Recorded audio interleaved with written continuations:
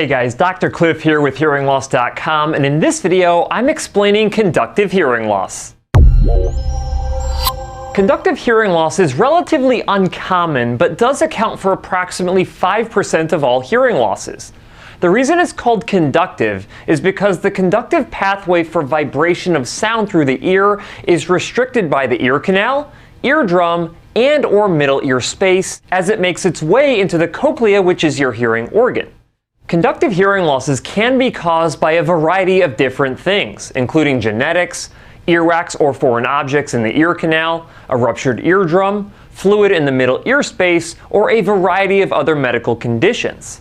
Conductive hearing losses can be perceived in a variety of different ways, including but not limited to feeling like you're underwater, a plugged sensation in your ear, feeling like you need to pop your ears, and difficulty hearing that people are actually talking.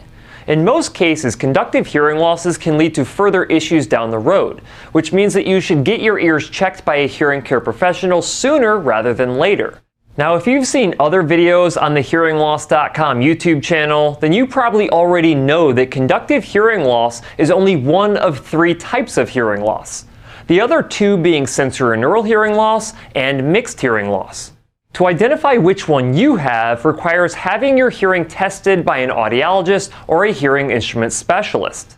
Let's take a look at a typical audiogram for a conductive hearing loss. In this example, the red circles indicate the right ear and the blue X's represent the left ear pure tone air conduction thresholds when you're listening to beeps through headphones or insert earphones. The further down you see these markings on the graph, the worse your hearing is. From left to right, it's like looking at a piano keyboard going from the lower pitches on the left-hand side to the higher pitches on the right-hand side. However, to determine if this is a conductive hearing loss, we have to identify where your pure tone bone conduction thresholds are. This is where we use a headband to send the vibration of sound directly into your cochlea and bypass your ear canal, eardrum, and middle ear space. These bone conduction scores are indicated by the red and blue square brackets that you also see on the graph. If these brackets are in the normal range, and there is a gap between these brackets and the X's and the O's, it means that you have a conductive hearing loss, because all of the hearing loss is being created by the conductive pathway of sound. The bigger this gap is between the X's and the O's, the more the vibration of sound is being restricted through your outer and middle ear space. The good news is that conductive hearing loss can often be treated through medical intervention.